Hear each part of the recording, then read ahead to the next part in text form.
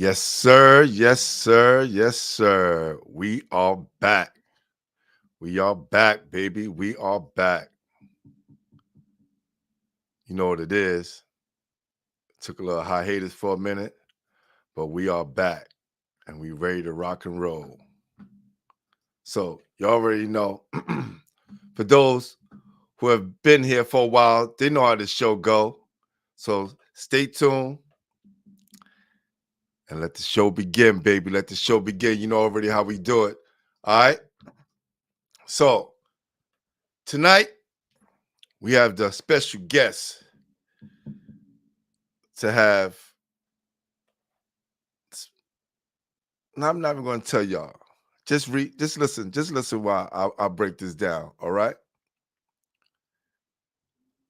The Bronx Basketball Hall of Fame was created to acknowledge and celebrate the men and women, players, coaches, mentors, and contributors who have had an impact on the history of Bronx basketball. Their commitment, dedication to the community, and the game of basketball will forever be revered. The Basketball Hall of Fame, where the legends are never forgotten.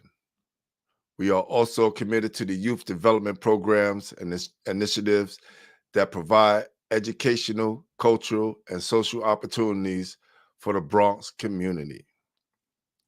So with saying that, you already know what we're about to do, baby. We going uptown to the boogie down Bronx. And you know here on Basketball Head, we always talk about preserving the legacy. And that's what they're doing up there in the BX. So to listen to their first inductees, right? It's like a who's who of Bronx basketball and of New York City basketball. Because you know how we do. We the official home for New York City basketball. So with saying that, you have players like Tiny Archibald, Dolph Shays, Richie Gerwin, Floyd Lane, Dick McGuire, Miles Dortch, Hilton White, Sandy Ortiz, Willie Worsley, Willie Cager, Tom Henderson, Ricky Sobers, Ross Strickland, Neville Shays, and Howie Evans. Just to know I had two of those guests on my show already. Hopefully we can get some more. Tonight we definitely have one. Tonight's guest is not just one of the founders and presidents, but he's a Taft High School and Bellarmine College great. So, without further ado, help me welcome to the show the Bronx Hall of Fame founder and president, Derek Doward. Y'all ready? Y'all ready?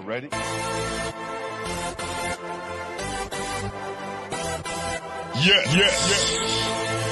You have just stepped into the world of chaos. Where everybody goes hard. Come on. Go hard. Go hard. Go hard. Go hard. Go hard. Or go home. Never back down. You gotta hold your own.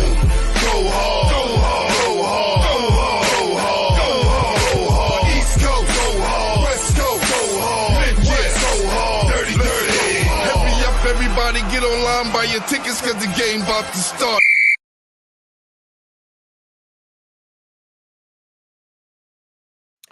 Before we start the show, I want to need everybody to hit them like buttons. And if it's your first time here tonight, make sure you subscribe to the show. Spread the word. Spread the word. All right, let me bring on our next guest. What's happening? What's happening, Mr. Doward? Wow, what an introduction. Wow, boy. We stepping our game up. We on basketball heads now. Shoot.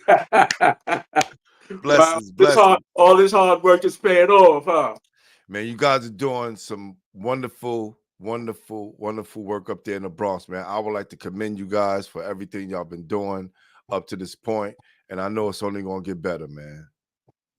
And I want to thank you for having us on, putting us on this platform. Listen, man. This is what we do, right? This is what we do. We talk about preserving the history of New York City basketball, and you know, the Bronx had a lot to do with that, right? When we talk about, look, and I tell people all the time, right? Just pointing out DeWitt Clinton. DeWitt Clinton is still the reigning top PSL school with the most city championships with 18. Yep, you're right about that. I don't know if that'll ever be broken. I don't know. It might be. You know, records are made to be broken, so never say never. Man, y'all had that joint for a long time, and y'all had it for a long time, man. They had it. I'm a Taft guy. Ooh, look at that. Don't start me down on that right there. Hey, y'all hear that, right? Even in New York City, right? We territorial with the schools. That's right. That's right. Salute to Taft. Salute to Taft. So yes. I know you play ball, man. Who introduced you to the game? You know what? I was raised in the South Bronx, and I played at PS 18 Community Center, which, you know, that's where all my role models were. So I learned the game right within the community. You know, I mean, this was during the 60s, so you know what's happening during the 60s and 70s. It wasn't a pleasant place to be. So basketball basically saved me. Right. It saved a lot of us, man. Yes, it did. Yes, it did. For sure, for sure. So when we talking about the South Bronx, what was it like? You know, and I know you kind of went past it a little bit, but give us the kind of give us an insight of what was it like growing up in the South Bronx during your time. Whoa. During that time, now we're talking about the 60s and 70s. I mean, drugs was rampant. I mean, it was gangs. There was so many different things. And remember, man, it wasn't an easy situation because there was so many things that can deter you from what you was trying to do. But what saved me was the game of basketball, and it was mainly PS 18, which I like to call the mecca of Bronx basketball, because back in the day, I mean, that's where all the ball players were playing, and I was fortunate enough to be raised around, like we're talking about some mentions like Floyd Lane, God rest his soul, he just passed, you know, Tiny Archibald, of course. And then, you know, we had Miles Dortch, Ernie Brown, the list goes on and on, Vinny Brewer, and my man, Bill Hill. I don't know if you know about Bill Hill, but he was one of the first coaches that gave me the confidence to say that, you know, you can play this game. So, you know, I want to pay homage to all these men and women that helped guide me in the right direction, because if it wasn't for that, no telling where I could have wound up being, because there was a lot of guys and in my family also that didn't make it because of, you know, the pressures of the neighborhood. It was really tough during that time. Salute to my guy, Mike Knapp. What up, Knapp? That's my boy. Yeah. Always represent. Yeah. He told me to say something too. Yeah. He's a good brother. Good guy, man. So good guy. Was he your first coach as well? Actually, my first coach was actually, and he probably don't really realize, was Tiny, because we were in the after school program. They used to have a program that the younger kids would, from 3:30 to 5:30, we would have the gym before the older guys could come in. And Tiny had coached me. He was the first one that coached me. Actually, the first game that I played, and he wasn't the coach, but he was in the gym.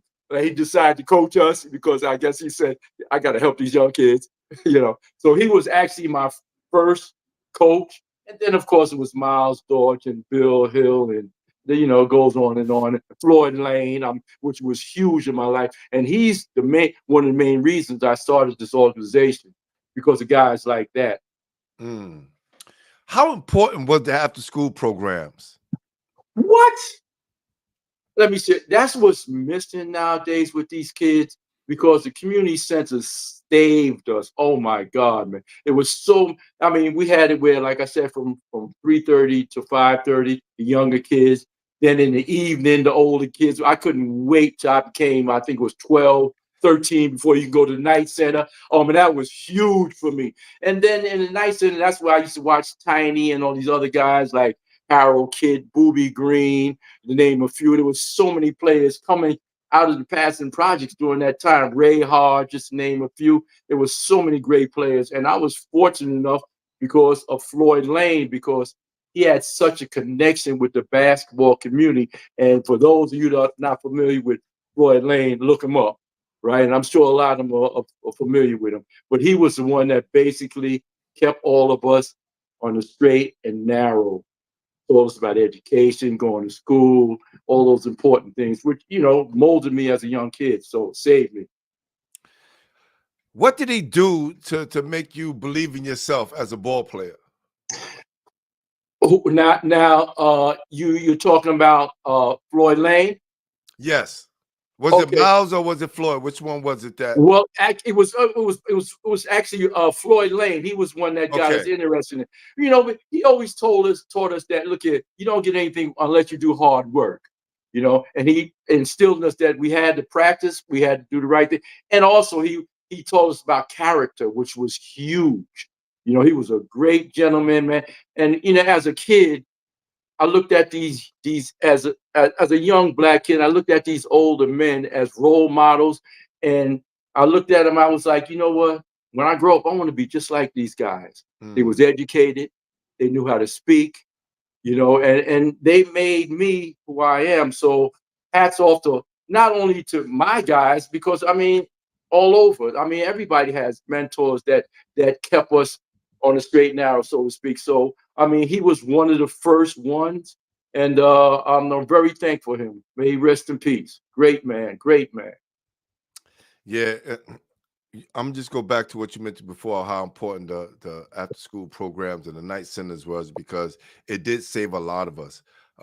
And there was like a pecking order, because like you said, you couldn't wait till you get older so you could be in the night center and play against the older guys, and kind of wait your turn and get schooled at the same time, because not only was these young older guys showing us the right way to go, there was our trainers. They were the ones getting us ready to step into the high school range and college range. So, and being around those men and, just other kids, other positive kids that want to stay out of the streets and not get caught up in nonsense. So definitely played a huge part of what we was doing in New York City. Yeah. It was easy. It was easy to fall prey to that. The peer pressure was amazing. I was tested a few times, but you know what? I had my role models, and I had a strong daddy that I was scared if I mess up, he's going to get that backside. So there you go. God bless him. I want to thank him, because a lot of my friends grew up without dads, but I was one of the fortunate ones that had a dad and a mother in my house. So God bless him.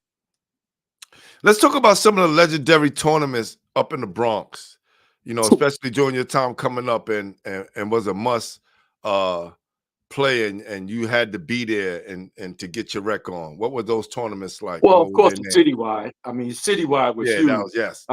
That was one of my favorite tournaments. And then we had which was great. They used to take us to the Easter tournaments that all the players used to have they used to have in different boroughs. Like they would have an Easter tournament in Kennedy, and then with Wagner Center, and then you had the GOAT tournament. There was so many. Then we had the Gayhorn tournament. Then I remember I played in this. It was a tournament that was that's crazy. It was 5, 6, and under. I remember that tournament because you had to be 5. Because what it was it was like the little guys didn't have a chance to play, so they said, "This is what we're going to do. We're going to have a tournament for 5, 6, and under." And the reason why I remember that tournament is because when I started the tournament, I was 5'6". When the tournament ended, I was about 5'11", 5'10", and they were saying, "Man, that guy's a ringer, man. He's too tall. He's too." I was saying, when the tournament started, I just had that growth spurt. You know how as kids you grow for like maybe 5 or 6 inches, then it slows down. So that's what happened. And the reason why I remember that also because I won the MVP in that tournament. I hear that. Gotta make some noise for that right there. For sure. That's official right there. That's official right there. Yeah. Now I had a growth spurt as well. When I was a freshman at Lincoln, I went in at 5'8", and the summer going into my sophomore year, I grew to 6'4". Yes. So I definitely understand that. I thought I was going to be about 6'8", 6'9", man. I was like, yo, it's over. Then all of a sudden it just stopped. Okay. Well, listen, I heard your brother Drew, right? You got a brother named Drew? What? Drew. What? They said Drew was really nice. Reggie Howard and Saeed Dean said your brother was the truth. Let me tell you something about my brother Drew, man. We all from the same projects. Like I said, I'm Tiny and all of it. Drew, after Tiny, to me, was the baddest person to come out of the passing, without a doubt. I mean, he had so much natural talent; it was ridiculous. I mean, Howie Evans had put a article about Drew when he was about, I think it was about 10 or 11. He scored like about 40. You know, he was unbelievable, but he got caught up in the game. I mean, he was definitely one of the most talented players to come out of the passing after Tiny, without a doubt. But, you know, and them demons caught him. The same thing I was talking about but you know, I was able to avoid that. But sometimes, because he had the same growing up that I did, but some people make the wrong decisions, you know. But yeah, he was a bad boy. He was no joke. No joke. Yeah, they spoke very highly of him. They spoke very highly. Yes. He's still with us, but you know, he's still dealing with his demons. But you know, that's what happens. Yes. Mm-hmm. Unfortunately. Yeah. So let's go to Taft High School. How was your transition, and why did you only play 1 year? I played 2 years. 2 years. Okay. Mm-hmm. 2 years. Mm-hmm. All right. Well, you know what? Oh, the 70 and 71. Got you. When I went to Taft, actually, I was supposed to go to Food and Maritime. Okay. But this is truth right here. The first day of school, I hate to say this, I told my mom, I said, "Ma, I don't want to go there." She said, "Why?" I said, "Because it's all boys." So I said, "Ma, I want to go to Taft High School." So that's how I got into Taft. You know, she went up there and she got me into Taft. So, and when I got there, because it was actually out of my district, but you know, she got me in there. And the first year, I didn't know anybody. Got you. And I wasn't really confident in my game yet, so I didn't try out, right? But my sophomore year, they heard about me because I played in was a junior senior game. I mean sophomore junior game, and I was a sophomore, and I played against the juniors. Well, I wore their ass out, man. I got about 30 on them. Right after that, Miss Adams came looking for me. He said, "What happened? Why you didn't?" I said, "I didn't. You know, I just didn't try out, Miss Adams." So I was on the team after that. After I bust up the juniors, and I was a sophomore. So that's how I got there. And then, of course, you know, we had great teams our senior year, and that's why I said that about Clinton, was because we went into the playoffs with an 18-0 record. We had bumped off Clinton twice. Games weren't even close, right? We was running through everybody. Wow. And actually we met up with Boys High, and Boys High bumped us off, and Clinton wound up winning it that year. So you know, I'm a little salty at Clinton because we beat them twice, and they wind up getting the championship. But it is what it is. That game still. Do you remember who was on those Boys House teams? Yes, it was Ernie Dowse, Pete Davis. Remember Pete Davis? Mike Davis' younger brother, and a few other Brooklyn guys. But I remember those two because Pete had a ridiculous game on us. I mean, he got like about 30 something. And Ernie had about 30 something, and we lost by 1 point. Wow! That's why I know you from Brooklyn. I know you from Brooklyn, so I was a little salty about that because first of all, we lost to a Brooklyn team, and every time I went to Brooklyn, not every time, whenever I went to Brooklyn, a lot of times we had to get escorted out of the gym, especially if we beat them. I remember going to St. John's, we had to have a police escort out because we beat them in their gym. But anyway, and the ref that made that call, he was from Brooklyn. Oh man, here we go. He made that call, and he went to the free throw and hit 2 free throws, and we lost by 1. And the cheerleaders was passing out, and everybody was crying and all of that, man. That game still, as you can see, it still bothers me. I'm a little salty about that. Why you open up some old wounds? Nah, because no wonder a lot of uptown guys never came to Brooklyn. Because when I talk about them, they always say, "Yo, if you lose, it's a long way to the train." Yes, and that's what that happened twice. twice. So I told Mousy, I said, Mouse, man, I don't want to go to Brooklyn anymore, man. Yeah, we was young kids, you know what I mean? So it was a whole different day back in the day like that, Nah, I definitely understand But I that. got love Definitely for understand. Brooklyn. I'm only playing, Nah, so good, Yeah, so yeah, good. yeah, Trust me, yeah, yeah. I hear these stories all the time, and I always poke fun at the Uptown guys. Why y'all don't come to Brooklyn? Why y'all don't come? Because we go everywhere and play. Like we go everywhere. Exactly, exactly, So yeah, exactly. that's what happens. Nah. It's all good. It's all good. So, how did you get to Bellarmine? Like, and what was that like for you?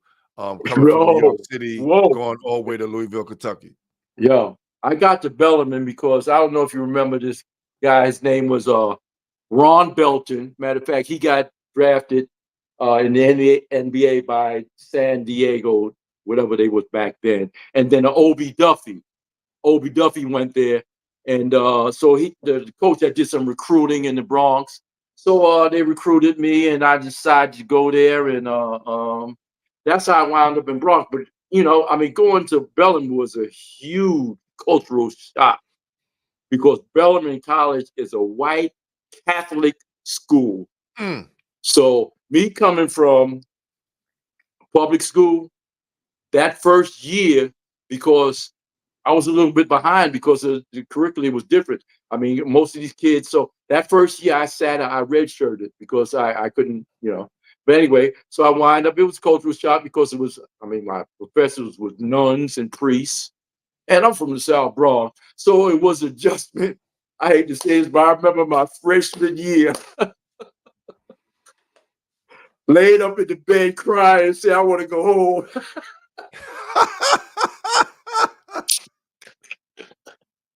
I had to tell her, I was like, I want to go home, man. And I wasn't playing that first year, too. I was redshirted. So I remember doing that, but I snapped right out of it. I manned up, But yeah. But it was Nah, just a hell of an experience going to Bellarmine. It was nice because we was able to see a lot of NBA games, ABA games, because the Kentucky Colonels used to practice in our gym. So I used to see the doctor and all of them, Gervin, everybody, because everybody that came to play, they would come to our gym, Bellarmine, to practice. So great experience. And when did you start to come into your own as, we talk about as, a young man on campus and then on a basketball court? I came onto my own probably my sophomore year. But then I had have a little bad luck. I broke my ankle a couple of times, broke it my junior and senior year, and that sort of messed me up. So that's what happened to me. That's my story at Bellarmine. So I got my degree, which was the main reason I went there. So I made my parents happy. So I got my bachelor's. So that's what it was all about. Everybody's not going to the NBA. Of course, I had that dream. Growing up with Tiny and playing against Rick Sobers and all these other guys that made it to the league. So that was some of my dreams, but it wasn't meant to be. Listen, I tell kids all the time. I was just having this conversation with someone today about that, right? Because at the end of the day, we all become professionals, right? There's only 5,000 some players ever played in the NBA. Wow. Millions of people tried, right? So, at the end of the day, you went to school and you accomplished your goal. There you go, brother, for sure. And there then you you go. created something great. Nate Harris said, Derek is a bad man. Love him. Great job creating the Bronx Hall of Fame. That's my brother there, man. That's my man, man. He's a good brother there, boy. Good brother, man. Love that man. Yeah, and I forgot that I had 3 guys on up here for the Bronx Hall of Fame so far. Who's that? Yeah. Who was the 3? Let me see. I think it's only 2. There's only 2, right. Who's that?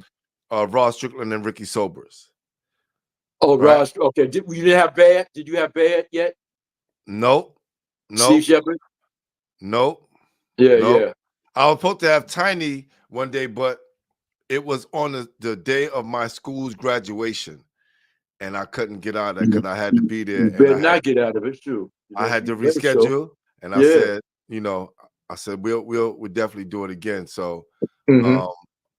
I'm just gonna keep calling till I get them, Yeah, and yeah, hopefully you yeah, could put in a yeah, call for me and let him yeah, know. yeah. Okay, okay, Yep, yep, okay. Yeah, that's a good man, man. He did a lot for me and a lot of people in the neighborhood, man. He's always came back, man. Always give to the community. Good for brother. sure, for Good sure. brother. So what we're gonna do right now, we're gonna pay some bills and then come back and talk about the Hall of Fame. All right. Okay. All right. All right, I'll be right back.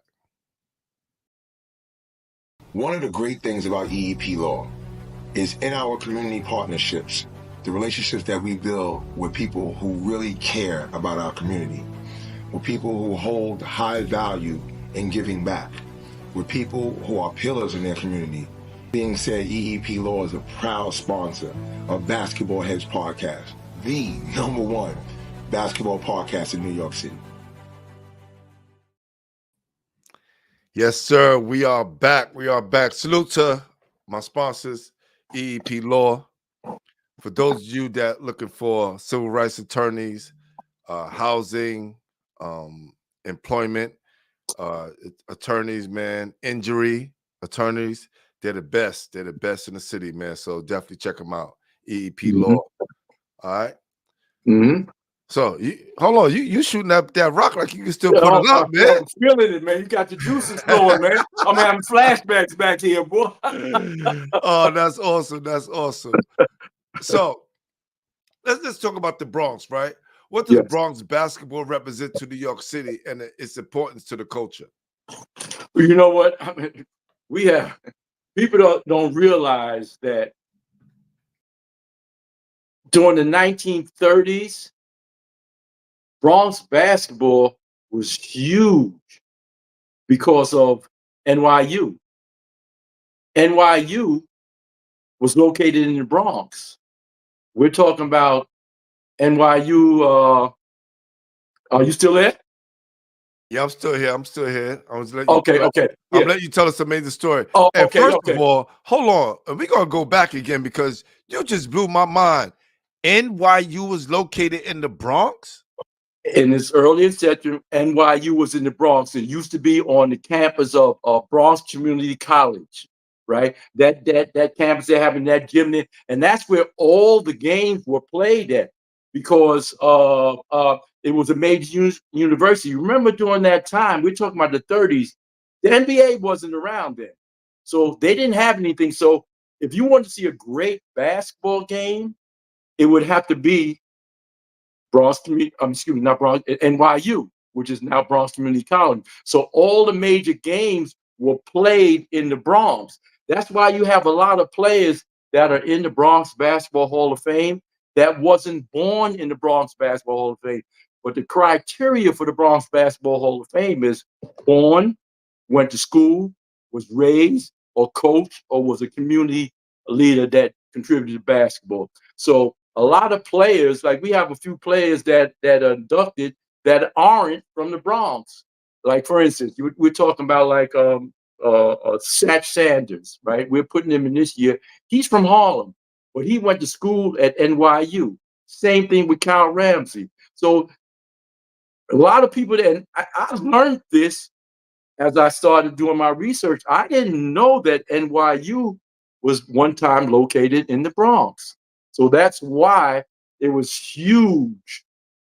Basketball in the Bronx was huge. Because remember, basketball, we got guys that not to jump ahead, man, but we got guys that went to NYU that were the pioneers of Bronx basketball, and people don't even really know who they are. But that's what we're doing this year. We're putting in a centennial class, which is going to be 10 individuals that, of course, the criteria is you have to have been born 1924 or before. And so we're putting a class of 10 individuals, pioneers, which we should be acknowledging, because I look at it this way. If we're going to tell Bronx basketball history, we got to tell it from the beginning.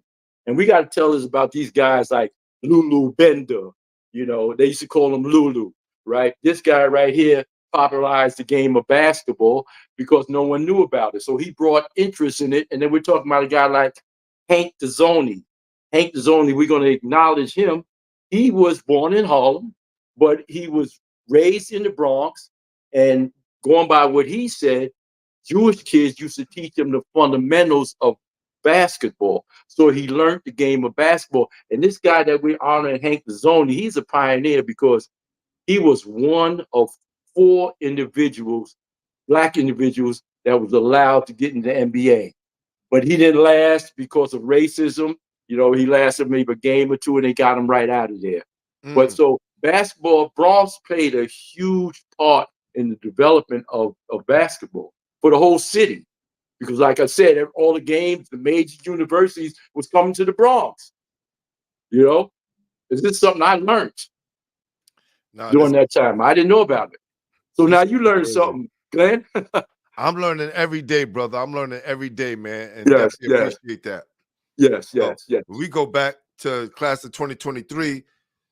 Tom Kachowski, Jamal Mashburn, Jack Butler, Howard Garfinkel, Jan Morris, John Isaacs, Ann Gregory, Michelle Roberts, Butch Lee, Steve Shepard, Cal Ramsey, Hugh Evans, Bobby Crimmins, Johnny Mathis, and Debbie Miller Palmore. So just a who's who. Yes. Of basketball. You know, you talk about the people that y'all put in, and we all know Tom Kachowski, wasn't he from wasn't he from Upper Manhattan? No, he's from the Bronx. He's from the Bronx? He's from the Bronx. Yes. He's from the Bronx. And Jack Curran? Yes. Wow. Yes. You're blowing me away right now. Yes. Yes. Wow. You know, a lot of these guys, you're like, you know, you're born someplace and you wind up getting your knowledge or your people knowing about you from where you at. You know what I mean? Right. So yeah. Wow. What up, Nat? Oh man, this is so impressive right now. I'm learning so much. And let's talk about this year's class, right? Whoa. Wow. Will Modesti, Frank McCullum, Malik Sealy, rest in peace. It's my guy, my brother, Felipe Lopez, Jack Powers, Chris Gallagher, Richard Reed, Ed Pinckney, another one of my heroes. Sat Sanders, another one of my heroes. Mary Hayes, Haas, Shannon Denise Bobbitt. Is it? Bobbitt. Yeah. Jim Counts. Oh, yeah, Shannon Bobbitt, right? You got a whole name. Okay, Lou Dalmeda, who we talked about yesterday. I was hanging out with Richie Adams and Derek Cheevis yesterday, and they was really? Yeah, and who else I was hanging out with? Charlie Beck, Saeed Evans. Wow. And Reggie Howard. We was all hanging out yesterday. What y'all doing? Where was y'all at? We was up at Eagle Bronx watching the high school games. Okay. Yeah, in the Bronx, right? Go figure, right? We doing it right up in the Bronx. Nice. Right? So all these people, my homegirl LaWanda Green, Coach LaWanda Green. Yeah, I'm still one of the leading scorers. I think she's still the leading scorer for females in the Bronx. Yes. You know what? She's not the leading scorer. The leading scorer for females in the Bronx is actually Nisha Butler. Hold on, time out. Yes. But did she go to school in Brooklyn? No, well, see, this is what she did. She went to Riverdale. Oh, that's right. A senior year, she went to Riverdale. But what I tell you about LaWanda Green, about her, she was matter of fact, she's on our board of directors. That's right. She's on our board of directors, right? She was a scoring machine. She was the lead scorer for boys and girls. She averaged 38 points her senior year. That is amazing. That's mind-boggling. That is amazing. 38 points again, and she single-handedly brought them to the playoffs 2 years in a row, but they lost to some school in Queens 2 years in a row. But she did it all single-handedly. She was the top. She was the player. Females. She topped the females and the guys for New York City. And also we talking about Shannon Bobbitt. She's been a winner no matter where she won. This is what she won. She won 2 high school, 2 PSAL championships, 2 state championships. transferred to junior college, won the national championship at junior college, plus was the player of the year, then transferred to Tennessee and won 2 championships. She's been a winner at 5'3", wherever she's been. I don't think too many No guys can joke. say that, no matter boy or girl, right? What? That's amazing. Yes. Talking about winner. Oh my God! Oh, if she'd have won a WNBA championship, she'd have had the whole, everything. You know? She could have been the female version of Kareem who won on every level. Yes, and Butch Lee did too. Well, that's right. And when he won didn't he win he played in the Olympics? Did he win an Olympic gold? No. He played in the Olympics. He played in the Olympics. Remember, he almost beat the United States. That's right. That's right. That's right. Wow. Yeah. Man. So whose idea was it to get it started? Like, was it you and a couple other people sitting around saying this is what you guys have to do? Let's hear the story behind that. Okay, now this is how this started. About 3 years ago, I attended a street naming ceremony for Nate Archibald, right? When I seen the energy and the camaraderie and the basketball brotherhood, I was like, this is amazing, man. You know, I mean, so many people came out. I seen so many of my former players, so many adversaries, people I played against. And I thought to myself, I said, you know what? We need to bottle this and do something with it. All right.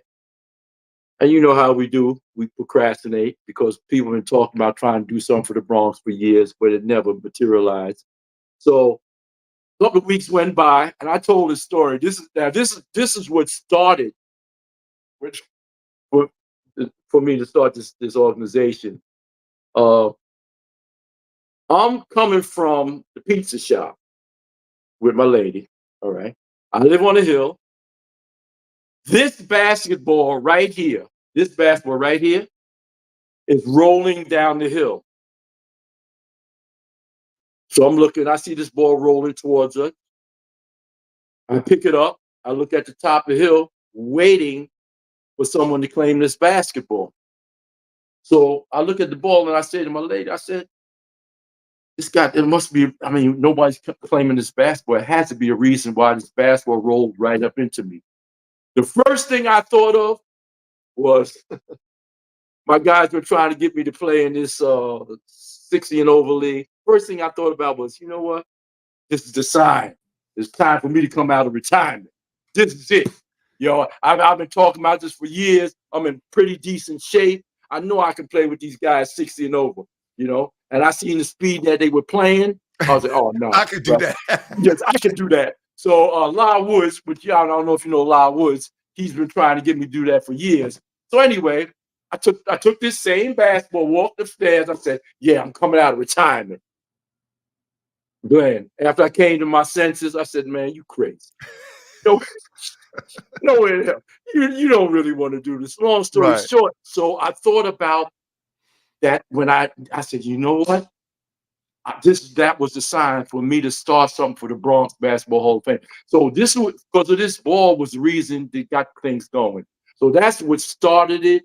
And then, I mean, these guys, man, my role models and things, I looked at those guys during that meeting and during that event, and I said, you know what? I looked at all the old times, the guys older than me, Floyd and Tiny and all these other guys, Johnny Mathis and all them. And I said, well, you know what, man? These guys are legends, man. And after our generation, they ain't even going to know about these guys, So I got to do something to pay homage to these guys that played such an important part in my life. And I mean that because they saved me, because I could have been like my brother Drew. Easy, because it was that easy to fall astray to that. So I said to myself, this is what I'm going to do. I'm going to start the Bronx Basketball Hall of Fame. I reached out to some people and we got the ball going. And to my surprise, I had to get a name. So I said, I'm sure someone has the Bronx Basketball Hall of Fame. To my surprise, no one has it. I went straight and got my LCC license, got our name, and now this is our name, the Bronx Basketball Hall of Fame. And you know what?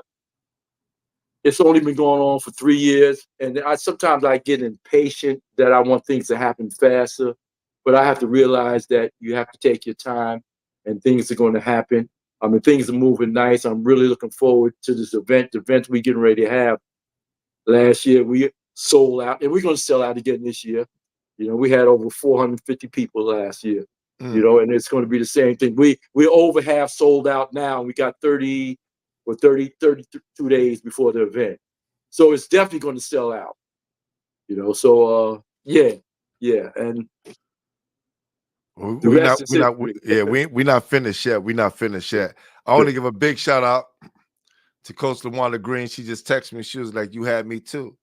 I was like, "Yeah, I didn't even know she was getting wow. we read that list, right?" And I had Coach Johnny Mathis already as well. May he rest in peace. May he rest in peace. Don't forget us. Don't forget about us Bronx people now. Come on, man. Because I read the first list, right? And then once I start scrolling down, I'm like, oh, has some more. Listen, I'm always, I don't claim to know everyone, right? And this is one of the reasons why I started Basketball Heads. And I was surprised no one was recording New York City stories. I was surprised about. And I'm on YouTube and I'm searching because my friends has been trying to get me to do this since about 2015. And I, again, procrastinated. But then one day I was just, I don't know where I came across some Philly basketball history. And I'm on his channel, my guy, Coach Tone. He's actually from New York, but he work out guys in Philly. And he's putting up all his content about Philly basketball players. And I was like, okay, so I'm looking up New York City. Only thing coming up is highlights and New York Knicks and Nets, and but nobody telling the story of the players in New York City. And I was so surprised. And you know, here we are. You guys started 3 years ago. I started 4 years ago. So we all on the right time. It was just this calling that we had to make sure that, you know, people that we looked up to or revered, or people we may have never heard of, are honored, right? Yes. And make sure they're giving their flowers, man. So yes, I agree. You definitely doing God's work, brother, for sure. Thank you, my brother. Thank you, my brother. I mean, they deserve it, man. There's so many people that did so many things especially for the kids. I mean, come on, man. They saved a lot of lives. Was saved by these mentors that. And let me just make something clear. A lot of people say to me, they say, Derek, why are you not talking about this person should be in the Bronx basketball? Look here. Everybody's not a Bronx basketball Hall of Famer. Look, I had a little game, but no way in hell could I get in the Bronx basketball because of my basketball prowess. You know, so there's a lot of people. If I had a game, I wouldn't scrub, you know, but I wasn't that type. I don't think that I can get in the Bronx Basketball Hall of Fame because of basketball. Maybe something else I can, you know. But so that's how it is. So everyone has to realize that, you know, this group page is not only about Hall of Famers, it's about acknowledging people down the block. My man, like for instance, in my neighborhood, I was a legend because I used to shoot. They said, yo, they used to call me Biggie. Yo, Biggie, you can shoot it, right? But outside of my neighborhood and my college, no one knew about me. So what this group is about, acknowledging people, you know, guys that, you know, they get this sun, you know, some shine on them, so to speak, because, you know, not everyone is going to be acknowledged, like I said, as a Bronx Basketball Hall of Fame, but at least you can be acknowledged on this group page. And also for what you're doing, giving of yourself to put the spotlight on others, that can also put you in that light as well, because people are going to remember you for what you did and what you're doing for people forever. Thank you, my brother. I appreciate it. Appreciate it. And I also got to shout out my guy, Coach Julius Allen, who was always hitting me up all the time. Like, he wanted to be there last year. He was like, Pooh, you got to be there last year. And I got the dates mixed up. Are you coming, Glenn? I'm in the building. I'm in the building. I'm in the building. Make sure my camera's there. Make sure I mic people up and get some of these stories. Looking forward to it, my brother. Really looking forward to it, man. You made my evening, man. Because I was wondering if you was gonna make it. Nice. No. Nice. I have to be there. It's New York City history. I can't miss it this year. Oh, it's going. No. Coach Allen will call me, be like, yo, you gotta get my man on. You gotta get my man on. You gotta get my man on. Call me out. I'm on vacation. So I'm on vacation, Coach. I got him. I ain't doing any podcasts yet. So thank you, my brother. I want to make sure that you are the first one that we get this rolling with, man. So definitely appreciate it, my brother. Appreciate it. Yeah. Mike Nass says many of those men mentored me, from Floyd Lane to Miles Dawes to Tiny to Skinny Reed to Dave McCullen and more. Yes. For sure. Yes. There's good music too. I hear that, Nate. You know that. We don't do nothing. There's no good music involved. That's real. That's so real. So, I read off some of the first inductees, right? I read that list off. With so many ball players coming from the Bronx, how did you guys, or the board and whoever has the voting rights, come up with these the names and the people who qualify? You know what? We have a process. What we do is, like for instance, this year I think we had 110 names. We sent 110 names to a selection committee. There's 20 individuals. We asked them, out of that 110 names, to give us 40 names, and in different categories: coaching, women, contributors, or players. Those are the 4 categories. And we came up with these 40 names, and then the board of directors, they select the class, right? So that's how we get it. So, but you know what? I'm looking forward to, like I said, to this year, because we're putting in the pioneers, which I mean they deserve it, man. You know what I mean? They deserve it, and I'm really excited because some of the things that we did. We're in the Bronx. We're in the Bronx. Well, not actually. We're in the Bronx Historical Society, right? We have an exhibit in the Museum of Bronx History on Bainbridge Avenue, which is huge for us. So everybody that's been inducted into this class is now in the Bronx basketball history because of, like I said, we're in the museum up in Bainbridge Avenue, which was huge for us, man. When the Bronx Historical Society came to us and said, look here, we want y'all to put an exhibit, to me, that was it. That was it, because that was one of our goals, was to try to get something to tell the history of Bronx players. So we have that right now. So that's a foot in the right direction, so to speak, what we're trying to accomplish. That's crazy that you said that, because we have a Bainbridge Street in Brooklyn, right? You got the Bainbridge Avenue. We got the Bainbridge Street in Brooklyn. Do you guys have a Decatur Street right next to it? Yes. You know what's so crazy? Bainbridge and Decatur were cousins. They're related. What? Yes. Yo, this because the streets are right next to each other. And Brooklyn. See, I'm learning something now. Thank you for teaching me that. I didn't know that. And Brooklyn, the same day, right next to each other. Bainbridge and there's Decatur. Yes, there is one there. Yeah. And I never been, I wouldn't even known that. I just asked because I was like, hold on. Now I heard of the Bainbridge in the Bronx, but I said, let me ask him if wow. Yes. Well, we teaching each other tonight, boy. Nice. Yeah. Yes, it is. So all these, they're part of another society, but definitely. So let's talk about you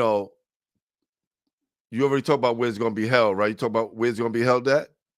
No, I didn't. I haven't said anything. All right, let's talk about where it's going to be held and how much are the tickets. Villa Barone. That's in Throgneck section, which is 737 Throgneck Expressway up in the Bronx. Really nice place. 3-4 course meal. So much food. Open bar. The tickets are. We had a special. We had a early bird special, which ended actually it ends tomorrow. Tickets were $135, right? Now the tickets go up to $150. But remember, this is whenever you buy a ticket, anything you're contributing to our organization. There's a lot of things that we want to do within the Bronx community, and we can't do that unless we start getting some funding, and some sponsorships. Which I'm really surprised at this stage. I know I'm a little impatient that we really haven't received any major sponsorships or anything like that. But you have to be patient. I was told that usually for a business to start succeeding, usually takes about 5 years. They say it's usually That's the average time. that's what I'm hearing. Everybody tell me the same thing. It's like, keep pushing it for Yeah, that fifth year is gonna bring, you know, and knowing that business, and we've been around for a while. So, and with anything, you just gotta keep pushing and keep your foot on the pedal, and great yes, things to happen. yes, yes. I just so happened to be walking through the train station at Penn Station, at Grand Central. No, Penn Station, not Grand Central, Penn Station. And a guy stopped me, and this happens all the time, but this was kind of random. It's always kind of random, but a guy, I had my music on and still paying attention, but he comes in front of me, waves, he's like, "Yo, brother, I just want to say thank you for everything you're doing for New York City basketball. I watch your show. We appreciate you. Just to let you know, we appreciate you." Those things right there is, you money can't pay for that. Because if you wasn't doing a good job, the people will let you know. Yo, it's crazy. I just thought of something when you said that. I just wanted to share this with Uh-huh. everyone. We had put on a basketball clinic for the kids, right? Matter of fact, we did it in PS 18, where I learned the game of basketball with Tiny and Floyd and Mousy and all these people taught me. And I hadn't been in PS 18 Community Center in over 30 to 40 years. Matter of fact, when I walked up in there, I was able to walk into my kindergarten class and, and look at where I sat as a kid, right? That was amazing for me. So the fact that that I was able to do that, it was crazy. It made me really feel good. Yeah. No doubt. Salute to my guy, Chariot Man Gaming. Appreciate you. Thank you. Thank you. Oh yeah, Always yeah. And appreciate the reason I want to say that I lost my train of thought was when we had this basketball clinic. At the end of the clinic, we were giving out awards to all the kids, just participating awards, right? you. Mm-hmm. And this little girl, I gave her this award, and she looked at the award and she said to me, which hit me in my heart. She said, I really feel really special now. That made my Wow. day. When she Wow. told me that, man, I mean, I was like, oh my God, man. This is a little young black girl telling me that she felt special because we gave her an award. So that's what this organization is about. We have to reach our youth because our youth is in dire need of some direction. I mean, there's so many obstacles that are messing up our kids. So that's what this organization is about. Of course, it's about acknowledging the ball players, but our main objective is to reach out to our youth. That's our number one goal. And we can't do that unless we start getting some sponsorships. There's tournaments that we want to run. There's programs we want to do. We want to give out scholarships to kids. There's a lot of things that we want to do as an organization, but we can't do that unless we start getting some sponsorships, some donations of that nature. So, I mean, I'm glad that you put us on this platform. Who knows, someone might be listening out there that say, you know what, I'm going to do something for them. So I thank you for putting us on this platform again. This is what we do in New York City. We got to stick together. We all we got. Yes, yes, yes, yes. Y'all heard them. Somebody's going to hear this. Let's do the right thing. It's all a blessing. Yes, it is. Yes, it is, my brother. No doubt. So let's have some fun. All right. Yes. I got this thing called the top 5, right? Uh-huh. I won't ask you who's your top 5 Bronx players of all time. I won't put you in that position, all right? But we'll go a different direction. Okay. But let's have some fun with the top 5. You ready? Okay. All right, cool. Top 5. Top 5. All right. Top 5 ball players you played with. With? Yes. In Okay. anywhere.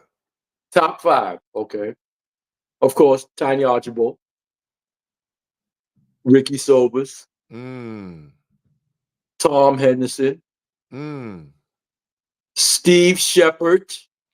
Whoo. Yeah, because we played together and against each other. And let me see. I forgot I had Steve Shepard on the show too. How could Come I on, you forget? forgetting us Bronx Yo, guys. I am forgetting so many players. I'm telling you. had Steve. I And had the Steve as 5th well. player.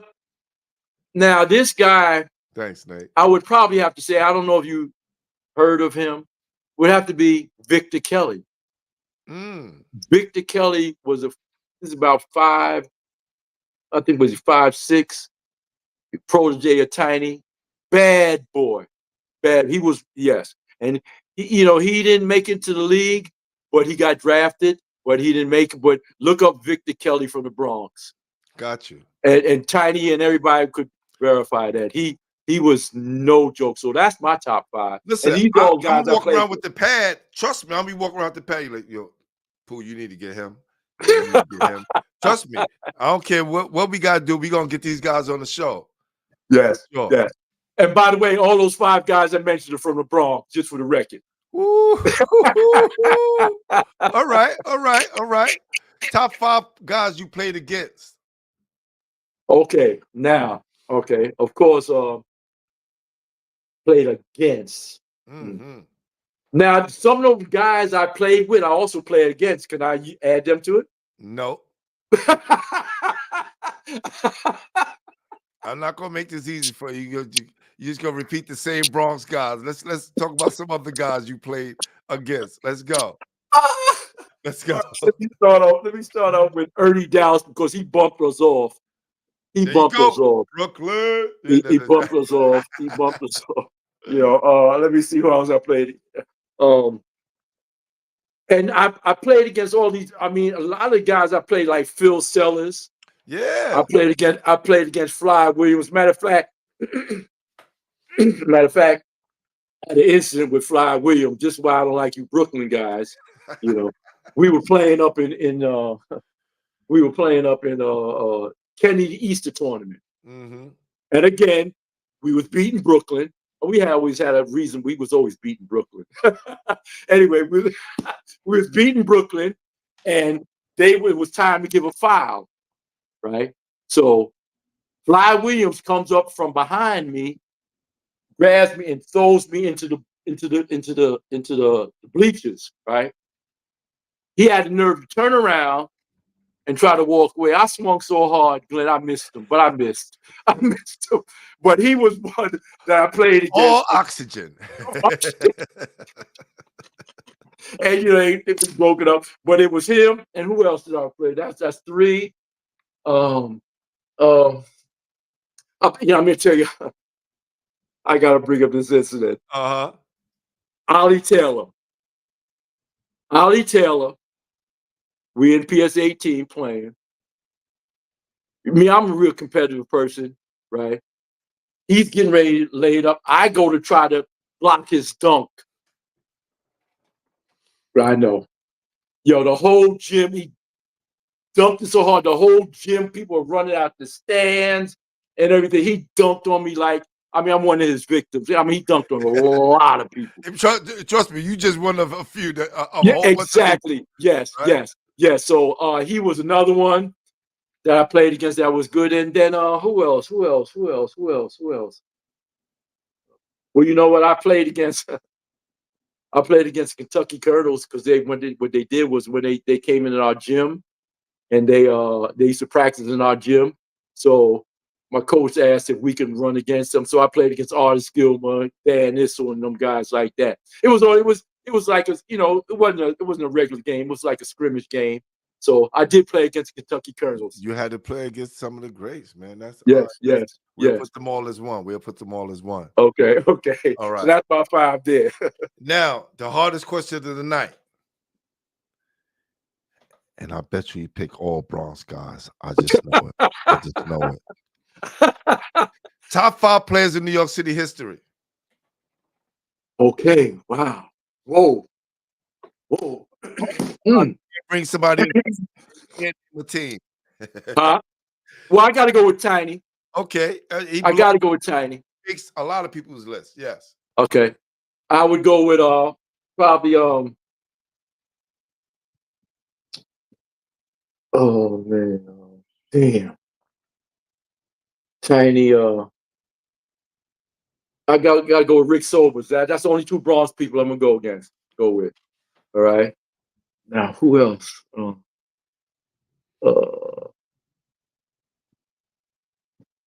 my man played with St. John's. What's his name? Walter Berry. Walter Berry. I would have put Walter Berry at one forward. That's another Bronx guy. Isn't he from the Bronx? Yes, he's from the Bronx, straight up from Kingsbridge. I mean, yeah, Highbridge. He's from Highbridge. How come he didn't make it? I guess he's gonna make it. He's next. You know, yeah, I mean, like it's a patience is virtue, man. Let me tell you, I'm pissed off because they didn't put my high school coach in, Mr. Adams, Don Adams. So don't start me about people that don't get in there. You know, because me as the CEO, I don't have a vote. Only time I vote is if it's a tie. You know, so don't even start me. And all right, so now, and you said New York City, and then of course, I'm gonna go with Kareem. You know, you got to go with Kareem, and then would we consider the doctor from New York? No, he did. That's the top five. All right, there you go. That's my five right there. We include all New Yorkers. Even I just had to put two Bronx guys in there in the back court. Tiny and Rick Sobers in the back court. Hey man, that's dangerous right there. That's a dangerous crew right there. That's what I'm saying. It's a dangerous crew. So listen, I want you to give the information to the Bronx Hall of Fame one more time. Where it's going to be at? How much are the tickets, and where can they buy the tickets at? Okay, you can purchase tickets on our website. It's the Bronx Basketball HOF.com. You can purchase tickets there, or you can purchase tickets from our board members. All right, board members will have tickets, but you can get it on the Eventbrite. Right, you can purchase tickets there, and the tickets, like I said, right now are $150. Like I said, open bar, music, food, games. We're gonna have a great time. And like I said, this will definitely sell out. It's sold out the past 2 years, so we're anticipating it's gonna sell out again. So definitely get your ticket. There's a ticket right there. There you go. Y'all see it right there at the Bronx Hall of Fame. Y'all go on that page. Yes. Tickets right there. Awards dinner, 4-course meal, open bar, great music, great people. And listen, it's about celebrating our heroes, man. So make sure, y'all get those tickets, man, and make sure we can, sell this joint out, man. So we, can have another great event and we keep this thing going, man, for sure. I want to say one thing. People that's showing up, it's an open bar. If you feel that you're going to be drinking, please call an Uber. Right, we don't want to have any issues right now. And call the Uber, enjoy yourself, and have a nice time because the bar is open. For sure, and I'm gonna be looking, man. And anybody looking too crazy, I'm gonna let Derek and Julius know. Like, listen, he can't drive. Let's make sure. Exactly. Yeah, exactly. Definitely want to make sure. And we'll send them on the Uber home. There you go. There you go. We gotta look out for our people. That's right. That's right. Yeah, look, we all we got, brother. Yes. No doubt, man. And listen, I'm glad you came on, man. We had some fun, man, and I'm glad that I was able to start off with you. The Bronx Basketball Hall of Fame. Thank you, my brother. I appreciate it. You guys are doing a great thing. Respect, my brother. Thank you. Respect. And I'm looking forward to seeing you. I will be there. You better be there. For sure. All right. Okay, my brother. Thank you for having us. No doubt. Stick around when we do my outro, and then we're gonna get out of here. Okay. All right. All right, y'all. Look. There's only a few people who understands and knows the importance of giving the light to someone else. Everybody's not built for that. A lot of people like to receive the awards, right? A lot of people like to receive the gifts. Not too many people out there is willing to give the gift. And what the Bronx Basketball Hall of Fame, Derek Doward, Coach Julius Allen, Nisha Butler and a host of others. They're giving up themselves to make sure that they put the spotlight on the people who deserve it. And of course, not every year, everybody can get it. But those that do, just know we appreciate you. And for those that didn't, your time is coming. All right? So let's keep supporting our own, because New York City, we all we got, baby. We talking about all of New York. But tonight, we're highlighting the Bronx. Make sure y'all go out there, go to the website, cop those tickets, and let's keep supporting the Bronx Basketball Hall of Fame. Appreciate you, Derek Doward, and everything that you're doing. Keep doing God's work. For everybody out there in Basketball Heads land, thank you. Just know we back, and better than ever. So stay tuned for more great episodes.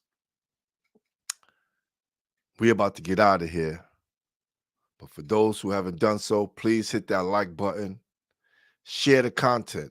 Send this out to everyone. And subscribe. Because that's how we make this content grow. Oh, yeah. We're close to 10,000 subscribers. And I'm giving away 2 pair of brand new sneakers. Pumas, that is. I'm giving away 2 brand new pair of Pumas. As soon as we hit 10,000 subscribers, 2 people will be receiving a pair of sneakers. All right? Brand new, spanking new Pumas. As soon as we hit 10,000 subscribers, the sneakers are yours. Appreciate you, Nat. Thank you. Definitely see you at the event. All right, I'm about to get out of here. I am your host, Glenn Pooh Harding, and you've been watching Basketball Heads Live, the podcast on NYC Basketball History. We are the official home for New York City basketball. Peace. Y'all ready?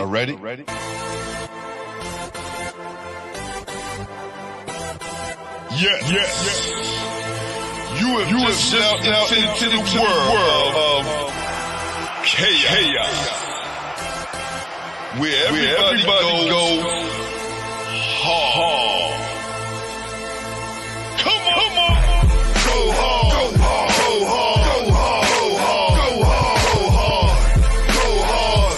Or go home. Never back down. You gotta hold your own. Go hard. Go hard. Go hard. Go hard. Go hard. East Coast. Go hard. West Coast. Go hard. Midwest. Go hard. 30-30. Hurry up, everybody. Get online. Buy your tickets, cause the game about to start.